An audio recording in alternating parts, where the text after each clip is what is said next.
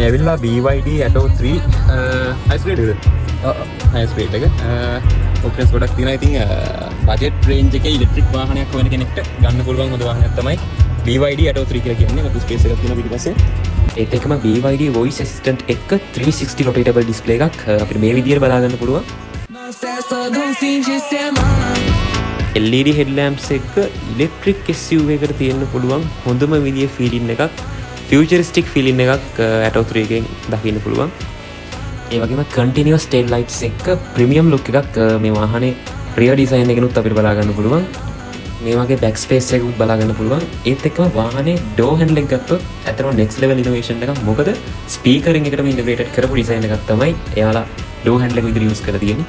rotary style gear knob එකක් එක්ක මෙන්න මේ විදිහේ guitar strings තුනක් වාහනේ door panel එකේ බලා ගන්න පුළුවන්. ඇත්තටම ඉලෙක්ට්‍රික් වාහනයකට aesthetic look එකක් දෙන්න කරපු try එකක් විදිහට මේක හිතන්න පුළුවන්.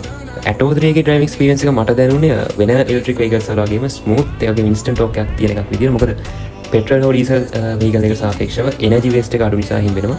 ඒත් එක්කම panoramic sunroof එකක් එක්ක මෙන්න මේ විදිහේ passenger experience එකක් තමයි BYD Atto 3 එකෙන් අපිට ලැබෙන්නේ.